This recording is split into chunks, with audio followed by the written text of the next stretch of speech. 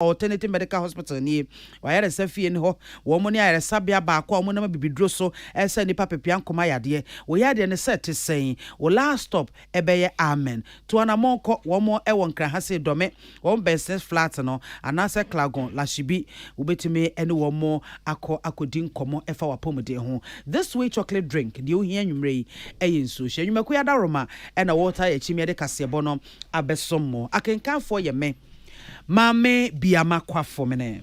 Amansan ti ame kwabena mafo Afrika sebo ni ntiremu nie. Amra sebejafo ekwa setena enne na amra sebejafie ti amehine aye right honorable Aban Nasmana Kingford Babin ana wasrese emra bi womum passing in tentem kra ye friend say budget act na sa budget act womum pass ya ebema emra sebejafo tumi wabese nyakwenya na budget ya womo prepare oman na kwamabo finance minister nkwa na wakwa prepare budget no odi aba se sikase na ekwa ano obi anim ho maate enti ya pass budget act no a ebemma mrasebejafo kwan na womo nso di womo input edi asemu bi yes budget no a ye twa no yes se ne sen annual budget allocations ya matuta sign na metropolitan municipal district assemblies and ministries ya wodo department agencies na mra sebejafo nso de won putu aba okay si yeshemu a for example ba ko a ensuo ta womu dimu akotene pa ya minister for works and housing budget sign ya dema wonum ensuo ta eyiri fankofo yi sika sign na assembly no kura womu wo ni atenu obi anya ne de na wei emasa sikasam so afo na finance ministry no akotena se no ata budget wudie ni samra sebejafo nso de won husem bia ebeboa na emiamia wodo bia ohawo ensuo ta efankofo no womatumi asia no kwan. Not wait until a month to the end of the year. The budget is thrust upon you. And you have no time, even by the constitutional provisions, to talk about increasing the allocations, the provisions that have been made to various sectors. I think we have to pass the Budget Act so that we have early entry at the time of the discussions of the budget, including the planning and the priority setting. We have a special committee involved because the people come directly to you, not to the executive. And you carry the brunt of the burden. And they use that to vote against you. Meanwhile, you are not in control of the resources. And so we have to please take this thing seriously to stamp our authority on these matters because we represent the people. Yana yejira woma mfo no. Enti yeta oman no aho akwamma bosika na wenkwa emra sebejafo ni ho maate eno anse asomesi nyawei obintin nyawei se sika no beso anso enti atsasamra sebejafo nso de wo hosem bi se de be ya budget e betama aso ya wodo no wo mu input won bi a esefata eno ntin koda wo sa trese Ghana hanmo se yankasa ekwan efaso a yesi ya dan no eya de bia eha twene pa yamfa plan bia anto ho asomasi ni wanya ne sika wakwa akoto na asase baabi kura wato asase na yensuo kwan wobeto anwea de afeli nsuo kwan ni nyina si no owi a wasi ne dan de asi so obi anka ne se afei ensuo kwan ya yesisi no basa wasi ne strata ediesi wo enipa ni tua pa obi anka hwe saa nioma ni nyina sase yehwe ne bio. Why should they be desilting? We should construct structures in such a way that there are no open gutters. We should. The way we are looking at housing as if it's a private venture is wrong. The house you build is not for you. It's for the community. People come in at any time and sleep with you. They stay there, they eat there. You die, you leave the house for generations yet unborn. And so the society has a role led by the state to provide shelter over the heads of people. That is a serious priority, because after air, water, food, the next thing is what? Shelter. Shelter. But we rather spend a lot of money on useless things. Where ya dear be a hard jenipa. Emra sebe de fieti amehine. Right Honorable Aban Smana Kingsford Bobbin. Onona yatene kase William Gentu ena Emmanuel Akoli. Nefa ensuyiri hwano ena Minority Chief Whip Honorable Governs Kwame Agboja. Wono so edi adwunkyere bi eba ye wo mrahye bedwafie se. Ebetumi ahwe ne ekoso enra yi a anka osoafo no ena hwe enwuma na adansie ehon samso Honorable Francis Asenso Boache yento nsamfre nyo no nko a wo ba osoafo hwesikasem ho totoye so Honorable Kanoforiata won so kan ho oni nachi no oni nyina mepiem ewo mrahye bedwafie na wo mo mechirechire mu enche mrahye bedwafo ne enti a ensuo to bia eyiri efa enkrenkre na wo kire sesese ensuyire no ya age ono kwadodo titru ene ensuto brem won kran ha sei na saa asoafo mienu wo mo ba na wo maba beka chirechire mu akire mrahye bedwafie no ne enti ensuo to a eyiri na afenso anamonto ahodo a wo mo atu ede efa ho se ye eka ahodo no wo mo ebeyi ni nyina mo na enura nyani kohwe na daje ni poso ewon kran ha bra don hwiri bebre nsuo toy kaneshi first light bobo ofanko bare ya ne ko taifa janse kra de ne enipa di traffic mu bebro don hwiri ne wo hono mo ebisi mu anwumre nonum wo mu koduru fie na nondu abo atwam chese Madina market eno so chese nwonwonan chese ka aboa peso ebi nko enebi emma na ya hometesempa etimrahye bedwafo ne atetenam no mo chese da bi ade wei ya age ono kwadodo e wose etimi hwe na ye panhi ho na ye ka ho asem na etu ase.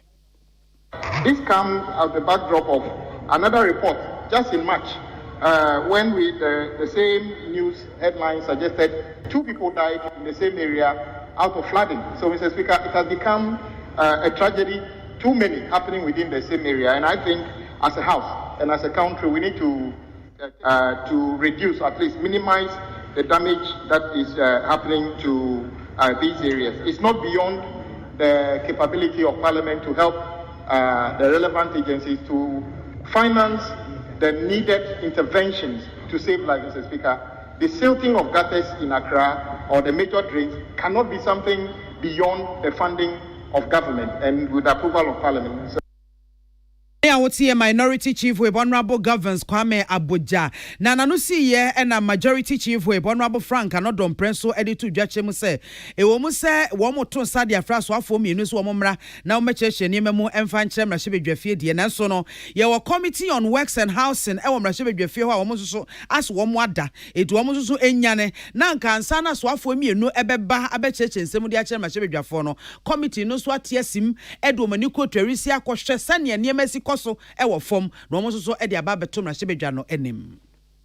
Because of the season, the rains are before us and it's happening in so many places.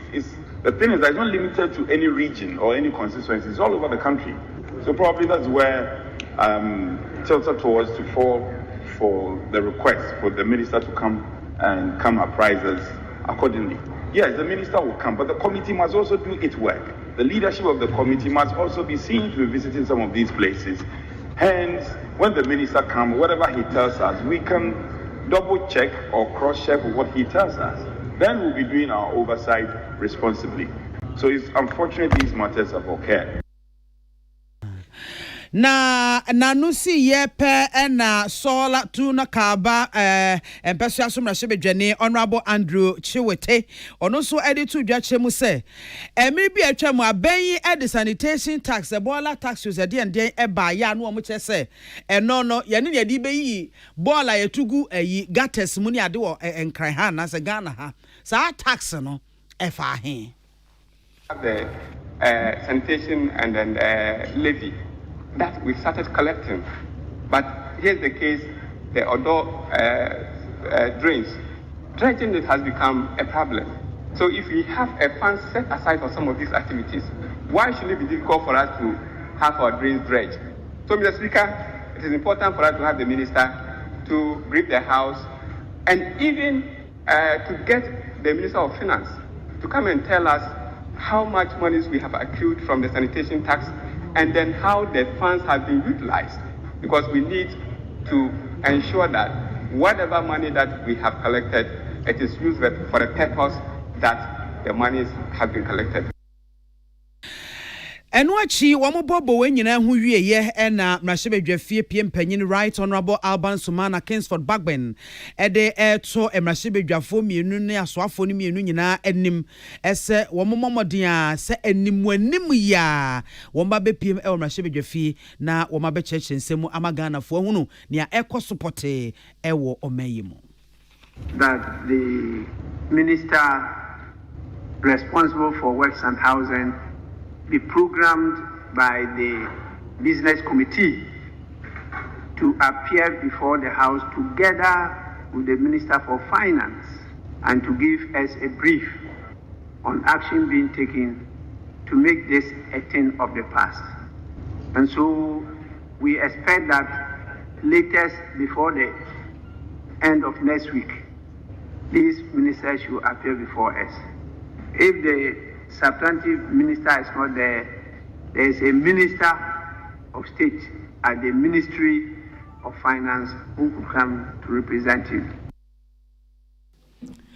Eni awoti ye mrashebedwafie piem panyin Right Honorable Alban Sumana Kingsford Bagben yenuanom William Gentu ena Emmanuel Akoli ena womobo ansemi anu free mrashebedwafie bae yenua apia dankwa ye yanemusini Rock FM takrade ehɔ na owo apia rade asomdie nka wo enka won so kwamna na ane dankran ha yati yahudi na mese ensuo no baya 12-1-2 na fe na binum kura du fie na western na what to say kwamna enkran entia western so de enye esansi free memenda na ebesi enne ya me no wakasai ensuo atosa anwumre emuna dendenden na adehye wo region mu nyina no bompa ya sretwedi amponya nkropon se ma ne nto enne esansi ensuo eto enne eka ho a enye asempa fa kopem se de ato ebeye enne nan achi nyina no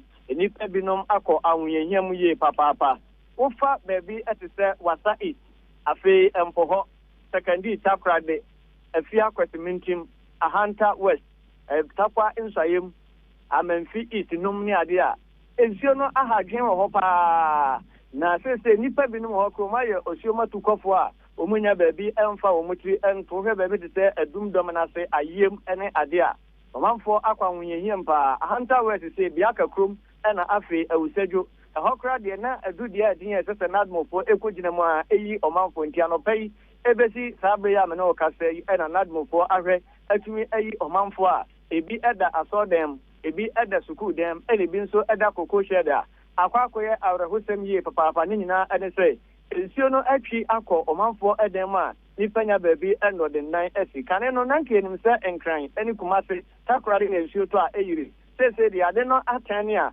eko enkro enketuam district no emu a ehoyi ena nipa akọ anwunyehiem awusadwo adehye ni bi kura nya aduane India Western Regional Minister ena ama 20 bags of rice emu tiamfa nkomo mu nyempe baabi emu mu ni dikopum se ayeden ede ama wo mu na bra ehwie etu wo mu edan a ye neti dan be ye aduonum abuagu a enipa enya baabi entra no ye ni kromani bi ekasa ya sei eno de to ye nim ma church mesuwe menyama na masisa begu ade mi fiani wa fa me ba wo chi ade me no ma me to ba o ina nso afa na ya fridge na ma de be zi ade nti mo aba no de wo hwe na mpemfo wo ye hu bi isunu channel wata ma sisi adana we na isa adano around 50 ma wesi da wesi be da but this is the first time I captured that incident ane dana pa na nsunu started to nti ma mo kwa abe mo oburu ma me de be ne yakọ kada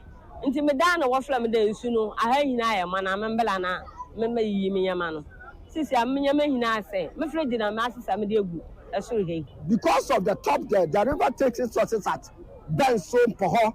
You see, and that side too, they are making some galamsey over there. I think that because of that issue, that's why the water has flowed them to.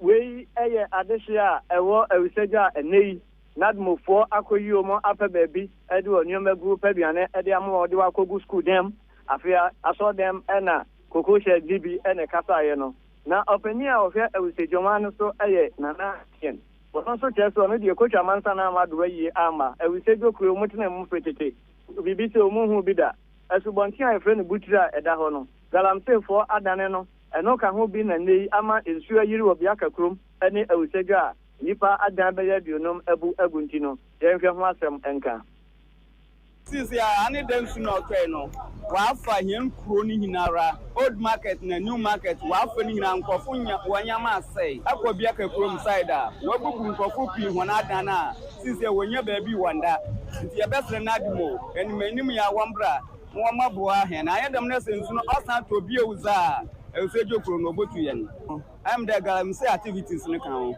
osande nsu no na ni baabi wo ho a odo a otum no store nsu no bi no since ye ni hinara waye meka na hanta ya isala nkwetenti no ebiela kurodu azo so ba na mentu no ntuma store ebu no ntuma store nsu ni hinara nam do okan ho bi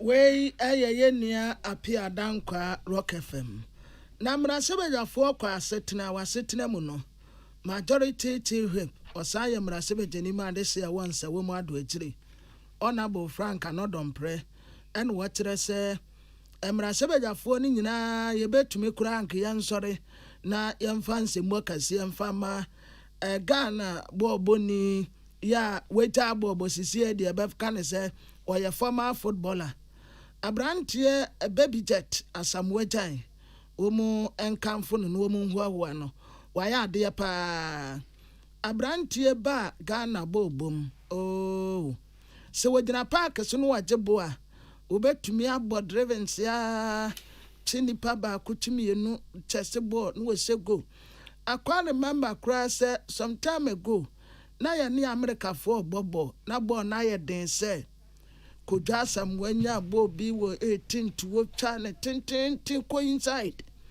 na ayi defenders ne kromani na asamwaja de ne chest ejetu nanim kakra de no kra na defender ni piano sacrifice we trani naso no ko man left ni so wom na tena kasa se o memu nyina da ni butuye eno se ye wura mfida asamwaja waye bi pa asasa Ghana ye monument kasia pa ni adebo Abrantie asamwaja abaso.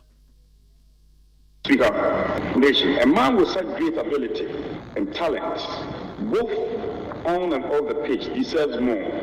And I strongly believe this personality and vision should be studied in schools to inspire the next generation. Again, a monument should be erected in his name to show our appreciation for the diverse contribution he has made for Ghana and the world at large. He is an icon figure whose brand should be promoted to inspire other rich and endowed footballers to act likewise in the manner in which he contributed to the socio-economic development of our country. Speaker, he may miss the golden opportunity of not qualifying Ghana for the semi-final in 2010 World Cup. Nonetheless, he never missed the opportunity for restoring joy into the heart of Ghanaians with the music, dance, and economic opportunity that has offered the youth.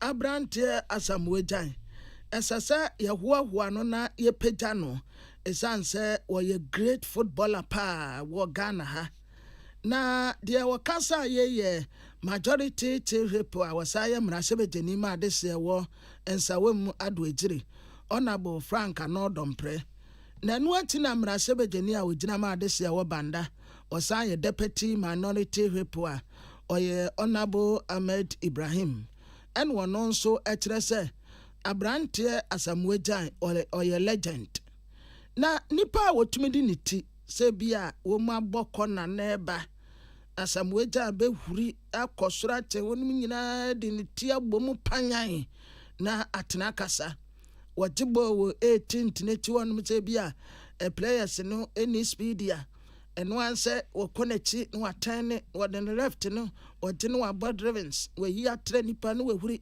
a peta cosro cacra, no a chamber in sending fast war, or yanes will be any one man who has swerved no the about right. No one much warm na tia casa.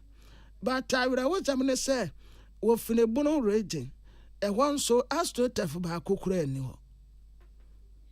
Ghana can boast about 50 absolutes, but no single one. Even if you go to Wenchi and they tell you that this is where Asamoah comes from, no even single thing. What we have is a Sakura Park. From that Sakura Park, we producing. So my brother Ame Anta, the media budget review is coming. And we'll be happy, just as you have celebrated Asamoah, we will be happy to see a cost item, an absolute or a football stadium for the 3 regions in the Bono in honor of the veteran all-time African, Ghana's most capped African player, Asamoah. That is the honor we deserve for you. Nipa ne nimu bo say. Where am I sebe Dania with Jama this year Wabanda, or say deputy minority whip, Honorable Ahmed Ibrahim, and Akan for some way dance. Now, Speaker of Parliament, Right Honorable Abambabin, no what say you drama for so an yakayanum. Abrantian in Bobo, ne left what me the go, ne right what me the go, what me the tea go. One of the aban go said, ya, what say go, sir, nim go say. Nan say cry what tre book, na book no. Say one I would try what dear wa bra what tears ya, you see a friend of memoir. Na Asamoah try memoir nibi, and na walk catch Ghana for nyina say, Yenina, obia meant na on munya so, Asamoah memoir ya what try no, and famine. Efa wo bia ho se nipa tias no otwere bukia mum ye nyina yento na wonya sika emfa nse ne foundation ni mu. I want the maker of the statement to take this up and make sure that the 275 members get a copy each. They should get a copy each, and this one is not for free. And this money will go as part of your celebration of the gem Asamoah. Please show leadership in this matter. The money will not come to me, it will go to the Asamoah Foundation, and that is what we use to start, to show that we really mean what we say. We are the leaders, we have to set the pace. You don't make proposals and you don't take action. Let's start taking action on some of these things. But I expect more statements from you. Any of you who make this statement, be prepared that there will be contribution. Don't just come and talk and go like it's a talking shop. Nipa no wa tro book ba queen kura or tro na nsan di opa won tumala asa when so di Asamoah de kura wo tro ja no but still a memol no ebi e wo nti ye nyina yankoto a memol of Asamoah. Yenia Emmanuel Akole and William Gentumra sebe de fie nkomo. Yeah, that's so. I'm not sure if you want Speaker of Parliament, Right Honorable Aban Sumana Kingsford Bagben, no, they atuja as a tour, yeah, Hamabupen eduno 20%. Yeah, they to nearma ye cra Efreamanone eba, ya sebio, a ma amuasias, womo equafichra, womdi sees your muhono, a kahu ebian was say a yam from soka sepa, ya, a ben ye was say a reho, as say ye bit me a de a mrashibe jafuan casabe, a ma. Titru ye mama ye nim no matimi age etuo bebrebe sei atum ya ede ahokere ai ni kabia ene ebeba wo mo eso wo se we die eye akonfo hye pa eye ne ya ye hye ema e wo Ghana hanje wo se sa tax 20% ne ye yifiri ho no anim ye wo san se tutudwa se kwan bia wo befa so a obehwe se ye be sa etuo no efri so no obefa so no de san se mi etudwa ebra bi edikrata beto nanim esre ne se won momodia se obenam dibia ekita no so o manmu eso no asrama saa eto ayede ato emma amoasia ya womo ekwafichi omudi esiesie womo eho no ye be ye free so no nanka etimi aboa won. And I invited the leadership, and the issue they raised was a very serious issue.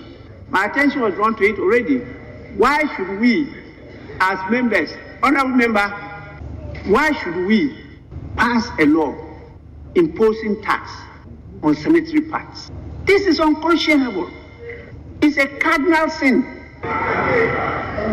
The House shouldn't have allowed it at all. This House shouldn't have allowed it. You know the impact of that law on the human resource development and on the development of this country is immeasurable. That is why I suspended sitting and had to attend to them. Now, Speaker, I'm now one more say when be or befa so or behwe sesa eto na yede ato ema amoasie eso no ye be ye free hono mo bra yede media budget statement eba no so befa so aboa. Action to prevent whoever is the minister proposing that thing to take it off. The next budget, it must not appear, it cannot be a tax. Please, I take a very serious view on this matter. It was even raised at a forum in Tamale. Why? This parliament have imposed some restrictions on itself. If you look at the concept in our democracy, the option that we've chosen, which is captured in our constitution, the executive is not powerful, more powerful than parliament. Any out ye Rashibedwafie PM Speaker of Parliament, Right Honorable Alban Sumana Kingsford Bagben Yenuanum William Game to NFA Emmanuel Akoli Nomo Edin Semi by na Sansemi Yaho and Association of Ghana Industries woman so at the Krata Babontin na Krata womo de buy and air Kokobokese and womo de Emma Abain se Abain she no amonu musio ese a 2 hour day ato Amoasiana se pada ye kra efri amano eba no obe ye free so no ebe ha dwene ebe ha o man yesika sem ene adwadie ka akum yesi agene kwakuo no ye kwa homa so na ye ne chief executive officer da AGI ano Yeraset Chum akwabo atwetwe nkomo eja akwabo anwumre ye mo adwo mejoso yo na eba ne sai na mu taxes ye de ato pad ne ade su ye a ama ne bo na hwiri kosoro ene ade mo se ma aban mo no hu musuo enyi tax ni mfiri so adentia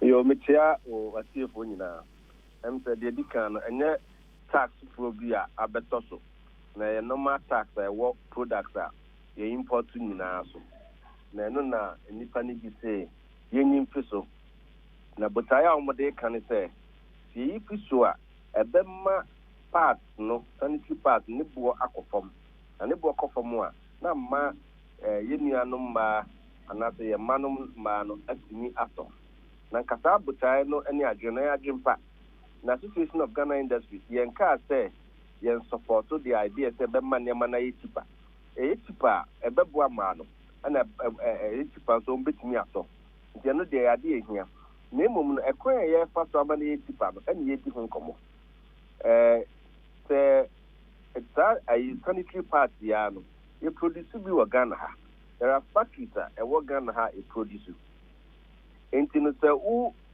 ye tax na imported finished product ai ye de bano uk ai di na mana craft ya mano ne bano e yes sanitary pass no ko tax ne pisua e be mane bo no akofom na ne bo no kofom sana emma local companies no entimi compete already no local companies no mo brepa entino so ko yi pisua e hadwen na de tosu mienu local companies no omo raw materials the processing and as the producing sanitary pass no mutua ho tax mutua ho duty and no matter tia back it is all the back need this in the ho a cost will be brave that's no cost so na say what imported one no eba no yen duty and as a tax in increase one that is who encourage importation rather than local production internet there afuma ye can say objective no ye betnya ma enyema no eye pass na cheaper for a man no dey you na support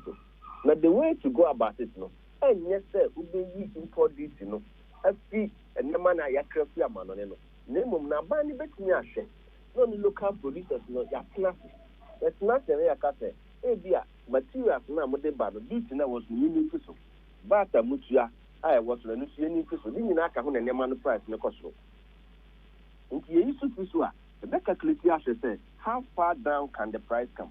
And what you know, the bank was subsidy or better boa. Now the beboa, not the boa, not a mass price lack of them. Into that same objective now, in Ipaneka, we can achieve that same objective by supporting local industry to produce. You see, Amika say, and I'm saying, local condition, they produce stop. I manufacture some for the loaner. They say we see over 30%. We see import duty on the raw material, we see electricity cost. Conditions the brew and survive and waha production.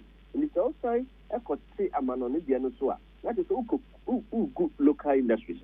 And the other them they can say, I didn't see now. Say be a tonality and then import national. You need local manufacturers nenka. Na yam muamum, no more bomoa. Yes, you bet we are producing. I'm a price, no sell our bathroom. I'm a man. Not the same objective. But then, yeah, it's a near keep job. You keep local industries running. Every day, near and you two people here imported, envelope and near imported. Yeah, will be a cabby and the Ghana they produce. That's the produce, that will be producing. That's the my import now is cheaper. Yeah, you cook companies near produce Hana. That's the acquire, not the buy. Now, Bamika, I found out one count there. Ushemua. So, cat are buying tax now. Tax now was a car buying. A buying 80 to a bill to Escano. That's the card, you bet me a calculating of the amount of revenue and combined bill. That's the cano, a bit make as a first cano. Yet the bois local manufacturers, no more they are not swatting. You can even subsidize the price for them. And they will still get a cheaper price. And that's all we are saying. We are not in any way fighting anybody. All we are saying is they make a change in common home. So, you need a bit more local manufacturers, not to lie any cheaper. I'm a man. Not just a change more with the Amaya. Now, say, quack long term bisa. Na yenshe local manufacturers, the Omo Yeno, and Nidia Crefia man on a bano. Nina Buono, Ejina baby Falcon, and I say, we were from we was roaching we. And your long term cry, and your long term, think I dear, young produce you have cried there. Was you any opinion ever dream? You compare with technology. You compare woman in India. You better see a factory. I didn't make my say a year long term. And no crampono, and no crampono. To set up a factory, it doesn't take that long if you have the resources. But in any case, there are local producers. One of the biggest brands in the country is produced locally, like Fakers. Any other brands on Cromwell. So they are producing it locally. About 50% share of the market. And you know, and not the for. Meanwhile, producers here, one of the big companies may produce here. Producing below capacity. They are producing about 50% of their capacity. It means that they have room. One machines need here or the market need good. All they will do is say, I'm running 2 or 3 shifts. No raw materials, no more producing. And it doesn't have to take a year or month. A few months, they can just flood the market. If only the conditions are good, then the market is good. And in a long term, and only idea is now Akan be doing so far. Akan idea for apart from the immediate way na make us a bit my you mentioned something else. Now make us say dear ye produce wa no any de ye crafia ma no price range no e bi wo so che bia na ni nyina gina pe price no near woman say na price no ye very competitive at some point but now saying no Ghana cost of production are very high. Okay, yeah, if you September last year, everything electricity in Kwaya is more than 50%. Water a cost row. Now saying you see the no depreciating and internet. I must say, Kodilona, which are more than 30-35%. And the cost of production are cost row. And the Ghana, they are to say, the boy, I think, and it's a boy near dinner, Obi and Ghana, they are no more talk the man on the battle because some conditions of production is not the same as ours.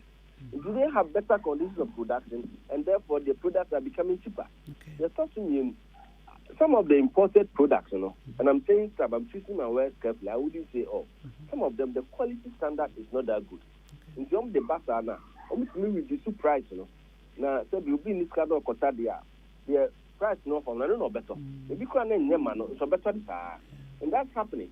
And then there are also those who are also smuggling the product in. All these scenarios are there. And it's the same. Who can the duty the different man on any banner. That's imported ones, are very easy to penetrate the market and take out all the market share. Okay. You say the market has dwindled for the local producers. And what they are downsizing. If they say collapse then we adapt this method. Now the American say, and not the assistant a better calculation. Yeah, my company may produce you as a BSC and much more 30% capacity per produce. You can do 70% more. The amount A be a 2-3 months. Produce mine, a better at this price. You best subsidize my man and check around the producing in our mind. Okay. They are a year things are. Into the year they could see, say, we be no, Yamuana, Yamani, Piamon, and more. And then we shouldn't turn around saying to me, create jobs and my man. No, correct. Because this is where the jobs are created. Hello. Hello, Miss. Aha. Na the enemy be san say AGI mo de baby mo gina ne senke betumi a enema na ye de ye pad na ye kra efri amano ne eba ebe ye de wa ha local no enu mom ene ge betumi a ye entete eso tax no se na ebe boama local manufacturers na timi a produce na ekoba sa won betimi anya sa capacity no a produce no bebre ya enkoba se bi a afei ye boam na muntimi produce no duduo mu na afei ho be kwa atwe ne no so e be raise price. Mini na make catch yourself. Production already no installed capacity no way higher than your installed capacity. It means factory near city machines no hold that. Now, when I'm saying market, means almost you produce the bread and also producing. And the companies the bread, you want to be very efficient on your machines. I thought we are able to address it. We are now producing. Now, almost even producing is that because marketing is new. Marketing is because locally produced one and the born I think as imported. And the imported ones are flooding marketing. And if you critical conditions in the Mama, they will just increase the production in no time. I can assure you that there wouldn't be any lack of goods in the market because we have reduced the importation. And they matter. They will produce it. Besides, so the one more important than Kasan, if they see this as an opportunity, they will end up also producing. A lot of local manufacturers, they were once traded. Almost traded, who said, at the end of the day, the money market, you're good. Now, conditions me a good. No normal machines. No so much producing. And that's the ultimate goal of most big traders. And so why don't we create conditions that will encourage more of them to produce instead of the other way around? Because the more reducing imports now, import duties now. Local manufacturers also, some more assets, also be collapsing industries. No so much import, then you become an imported nation. It's only a pet there, a bit more connected. But you know, as I said, Sakwan more the industry and more a human effective creating the man. Now, Russia and Ukraine war by any more COVID nearby. I feel you no be a source. I feel never here no prayer the body. It is a whole year 100% dependent on imported products. That's a division to see. I'll be then when Yama or Mama now offers a wild woman. If you said local production, no cannot. The entire price no and cost. You bet my Yama price not before than your PDR. It's a very important abandon. And see my local producers mean produce money. It's as simple as that. Era kwa bwa bedwas enwumre bedwas. I was here for any out ye Seth Chum Akwabwa or no and Chief Executive Officer or that Association of Ghana Industries are known. Na ena no pay jumedia course so I will need FM Ghana Muntie Kwesi Abuaje Darling Boy etnase. On Director Legal Affairs NDC Lawyer Abraham Amaniba Ekasaye na womu tutadiaje Honorable James Jeti Kwesen ya wo juna premier sebeja konye bieu ewo Asen North lawyer Tatuti Kata any Attorney General ekopiem wo court a na nya asam ketua kura we kan we yaka enti Attorney General Godfrey Abu Adame ena no wotre se wo se a lawyer fo a wo mu tutadiaje Honorable James Jeti Kwesen no a womu sre court ne se enko womu makwan nanka James enya ne campaign yantu aba ne wie after that wobeba court na asem bi ompese womu ne ka no womu ne naka eno na atene general so tese no objection ompene so esesa asem no yeto aso di omra nne omra tena saa nto aso a ena court jamtene ne yese there be asem no womu ntan Eurade adum edafiada ombesan ato aso but honorable James Jetikwesin de obetumi akoso no akoye ne campaign on dia so wa ma court kra no problem onkoso anya ne campaign na no na court wonom eye banta between lawyer Chachichi Kata and attorney general Godfrey de Boadame na eno ena lawyer Abraham Mariba etrese ewuhye attorney general nkasa Godfrey de Boadame ni subaya or dan wedi no a ase wo ye ni paymaster adwuma you scratch my back I scratch your back ne master man adwuma enti opese ono nso ye bibia na so no boss wani eye mampani na na de danko akufuado ase wo ye ade ama na so nani a ne MPP fo enti court wo said ye wo tin ho mena na wasinu apete no said ye wo man ho so bi enti edu baby kra owura tachu kata ne se wo mera ne ho ase enti wo mu kan ya na tere se ni pay master adwuma a wo ye nti no wo nya no hu tabre kra wo court dem wo ama movie emotion na file the person court no exercise into lawyer me go with that motion and so attorney general so propose or say one pen on jinto say you better say judge no exercise to take about no na judge no that my say some Friday na one my rule in the meantime, no, my question back, yeah, Lord, for the time being, nobody not the problem. From now to the election, man and body to do. Then final election. Yeah. Until for the time being, near Ecosia and Drama, Ecosista, and Drana just say, it is we through as no one can pay, or no backwards, not MPP in the hours to pay in the company.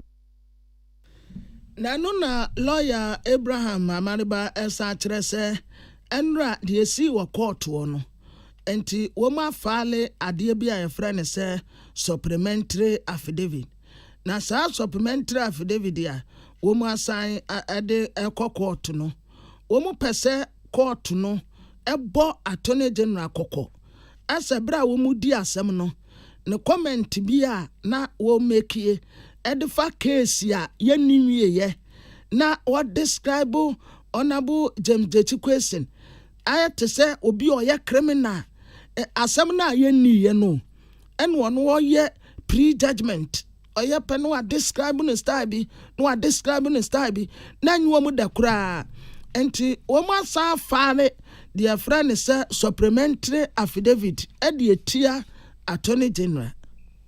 And drawing so now, yes, you file a dear supplementary affidavit. After application, I said, we file a supplementary. Now, Sabi before no. Now it was all about for damn attorney general. Attest like this. Okay. What me make comments there. Actually, they are prejudicial. Etina Kajikata Kata will not say 1 year law student up to time 1 year lawyer say.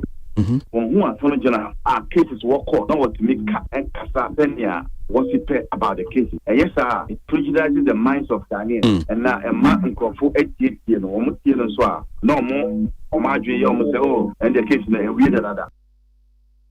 Oh, as someone at that court to a fanny yakano. One dear, what done in who tembuaf for night, wo bu atembie.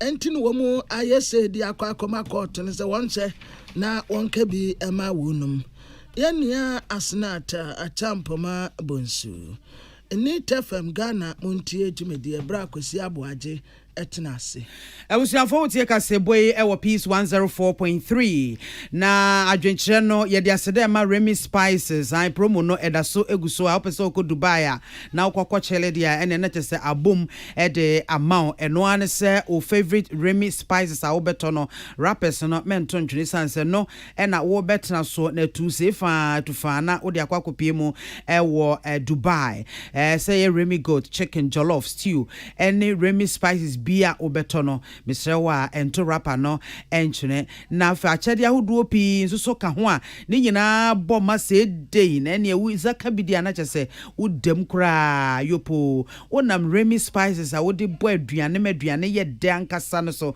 na etime apijaw edo wakọ ye Dubai Remy Spices ema aduane ye de Afromax Plus Steps Company Limited ena womo ede aba ya wo chese we no wo bema wo target ya wasete wo mpem eno ho adwuma eno wo beboa amotimi abo adwuma left right and center abo ni yie na wagimu abodi miamomo pia for kama ni nyina ye Afromax Plus okọ pharmacy ne baby eton no bi a obenya bi upe bi eto aton afre 055 070 79790 Afromax Plus we know the new game changer esan so boa kra ema utimi Johnson tentem na afi so no eboa boost immune system no de ema won eta ye chi ma adwenche no ye de aba ye gina so ne ahomeka se boy so taw eba ebetos.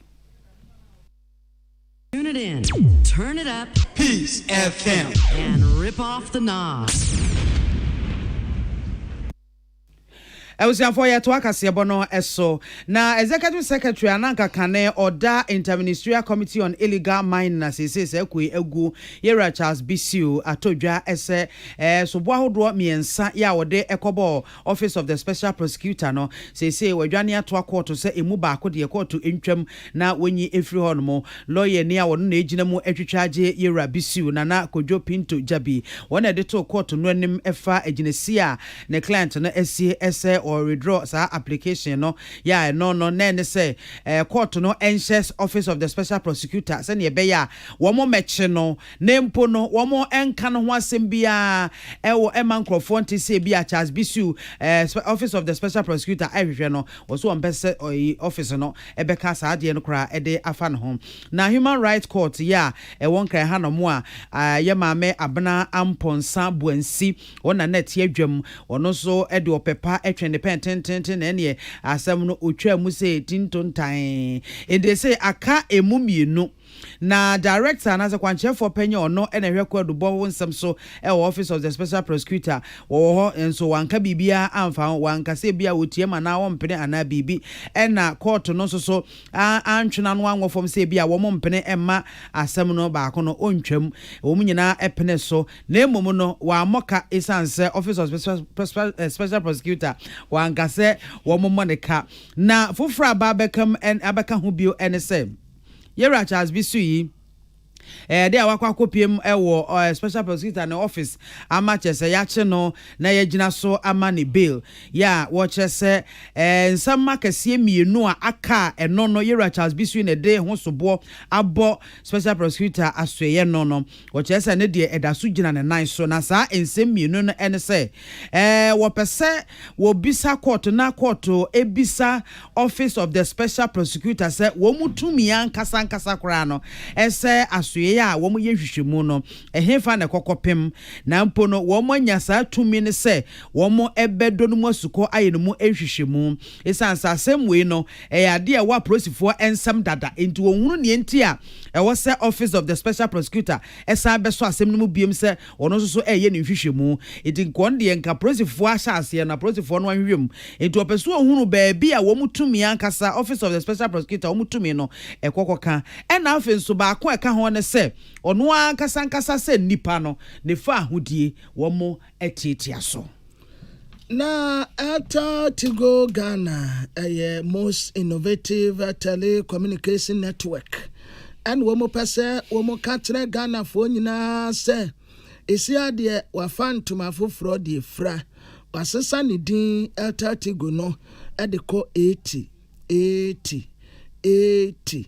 efri enne June da etoso eduonu mienu ekoi yamfrɛ no Airtel Tigo bio yɛfrɛ no 80 na saa edin ya womu asesa ne wɔkyerɛ sɛ ɛno na yɛ egyinasie anaasɛ ɛyɛ nsosɛdeɛ ɛde ma kane Airtel Tigo esi adeɛ yɛfrɛ no 80 ɛtiefoɔ bɛkaeɛ a 2017 ɛna Airtel ɛne Tigo ɛka bɔɔ mu ya wɔn bɛyɛ company baako a yɛfrɛ ne sɛ Airtel Tigo efiri saa abere no a wɔn ka bɔɔ mu no edin a da so a yɛ Airtel Tigo saa wɔn ayɛ adwuma data mobile money service ahodoɔ nyinaa voices a ɛma mo service nyinaa asɛm korɔ no a na ɛwɔ so Airtel Tigo efiri ɛnɛ ɛde korɔ yɛmfrɛ no Airtel Tigo bio yɛfrɛ no 80 enti sɛ wokɔ mmea ahodoɔ no a wɔn di dwuma mobile money hɔ nom sei no wobɛhu sɛ ɛyɛ 80 money ɛba no business a 80 business ɛba no premium so a ɛyɛ 80 premium ɛba no insurance a ɛyɛ 80 insurance na sɛ social media ɛne website ahodoɔ no nyinaa edin no asesa ɛma sisi adeɛ ɛyɛ 80 na saa din foforɔ yi a wɔn de abɛyi wɔn kyerɛ sɛ ɛfiri saa bere de kɔ marketing materials bibi a wɔn bɛ brand bia trade materials a reflect wɔn dwumadie so nyinaa no new brand a yɛde ato so ɛyɛ 80 colors ne deɛ ɛda so agyina bibi a ɛgyina no a na round table discussion as wɔn si pono ya no wɔn toato agyene ɛna Leo Scalatus ɔyɛ chief executive officer ɛma Airtel Tigo ya sisi adeɛ yɛfrɛ ne sɛ 80 ɛna wɔse ɛyɛ strategic move saa bere 80 no ɛyɛ brand bi a utumi bɔ ne simple paa yɛse ɛbodi a wɔse 80 a simple to mention enti stakeholders ya wodoɔ ya wɔn ne wɔn ti tuma nyinaa wɔn nsesa wɔn brand name ɛna wɔn logo ni nyinaa na wɔn fanko 80 management structure product service ya wɔn yɛ nyinaa nso wɔn asesa ne nyinaa ɛde kɔ 80 na sabre yi ɛsom a na wɔn som yɛ dada no afei de wɔn nsa abɛhyɛm kena wɔn bɛsom mo som papa ma mbɔ hu sɛ yes saa 80 wɔn ni agorɔ afei wɔyɛ focus a experience ne customer satisfaction deɛ 80 ɛfa no kwa wɔka kyerɛ customers a wɔn use 80 nyinaa sɛ monkɔ so a abrabɔ no bɛyɛ easy ɛde ama mo na hoɔden brand no identity egyina brane 80 no kura ne bɔ ɛnyɛ den ɛde network na use osimi use 80 na head of brands and communication Emma 80 Madam Nancy Aso Esiedu Amrado ebra wone Peace News kasa ebra wo wi adwumadie no na wo kyerɛkyerɛ senti a omu asesa edin ne free Airtel Tigo ayɛ no 80 dwumadie a idi wa he ne botan nyinaa ne sɛ Airtel Tigo yasesa yɛn din efi Airtel Tigo de call 80 yen promise a yɛwɔ ma yɛn customers ana bɔhyɛ yɛwɔ ma yɛn customers life is simple enti sɛ yɛ kasa life is simple na sɛ bibia nyɛ simple dia na kyerɛ sɛ yɛn din tenten na yɛ Airtel Tigo no yɛn so yɛ twa so ayɛ no short ayɛ no 80 enti sɛ si ayɛ sɛ obiara frɛ yɛn 80 men frɛ yɛn Airtel Tigo biom sɛ si adeɛ frɛ yɛn 80 sɛ si a yɛ frɛ yɛn 80 no yɛpɛsɛ yɛma amanfo nyinaa ehu sɛ edin kɛkɛ na yɛasesa sɛnea yɛyɛ yɛn nneɛma yɛn values a yɛhwɛ so yɛn nneɛma sɛ simplicity transparency relevance ne nyinaa ɛkɔ so remain the same nti yɛn sesa saa yɛn suban ɛne yɛn sɛnea yɛyɛ di yɛn dwuma fa no sɛnea yɛ customers ɛhwehwɛ wɔ yɛn hɔ no ɛbɛkɔ so a ayɛ saara the only thing asesa yen din no nti bia wo top product bia a friend no ya fan say Airtel Tigo big time data sesi a 80 big time data nti nia wo benya wo mu no data wo benya dia browsing ade no ni nyina agusi wo ho ma wo pepepe say Airtel Tigo mania sesi yes 80 money nti oba your shops mo a nkita hodie no ye bekoso edi ne senya ye di ne da no nti e hodie ensesan ye nsuban ensesan ye senya ye nyoma ensesan ye di asesan ye din ene ye logo no edin no pe na asesa ba suban ne de eda so agina bebia egina no a we head of brands and communication ma 80 Madam Nancy Aso Esiedu Amrado. Midi edemame biama kwa fomene. Amansan ti ame kwabena mafo. Yedi asedema Osons chemist won enede Osons garlic capsules better HMTNC we there for you everywhere you go. High sense say home appliance electrical gadgets nyina bomodien ese obema onsa kan bi e high sense betimi no medi nkomo e 0302 550000. High sense everyday prices for everyday people. Pepsodent cavity fighter susu ni ebeboa ama oseno se duane ne nam no warewi ama akwahwehwe osimu asichire no wadi ni ade ntofenom no warewi a ni nyina ebeyi afri ho no mo abosi akire ho ban ama ayeden na afi watimi di abodompem kama ebeboa nso ama wanum nka no ayehwehwen hwamtwose anopa ene anwumre a obeyi super Pepsodent cavity fighter ebeboa ma oseno nso aye fitafitafitafitafita na aboho ban empe ahodro be se edu yesan so ewo Pepsodent activated charcoal and also so ho no mo a e ba konso ye de lemon essence so agumu and afi Pepsodent herba ni nyina ye de pour ye sen emiese ho eda ho no mo kama baby convenience store bia eben won okwa obenya Pepsodent bi ato na woni abusua ni nyina mode atwe mo sen obetimi afre to free number 0800200030. Pepsodent, every smile matters. Forever Construction and Consultants so eni o wo se brai na baby asese edan ebuso nkrofo etons asisi dan eni wo ba ho no de agya nya asem keto ase dan bom yu Forever Construction and Consultants Limited wo mo nsase ne bi no wo mo ato a jese wo mo nkrofo asisi adan eni ade ewo so wo mo site ni bi wo akrampa ya ben Cafe University 15 minutes drive every budumburam utu breku ena ne bo no so ewo fompa 70 by 100 ai emoton the free 18,000 ekosi 40,000 Ghana cedis ope half plot 50 by 70 and also subenya 10,000 ekosi 23,000 ai was just we no won be ma bre a wodi betua ena nsaso nya asase a wokọ akoto ensu ataso afi na wokọ akoye feeling ene ho nkro ne ba ama ensu yire ensu to ensu yiri akwakoka enkrofo etu omoton safre Ghana man nyinara obi a wo yedwuma ni bia brane beto asase ne bi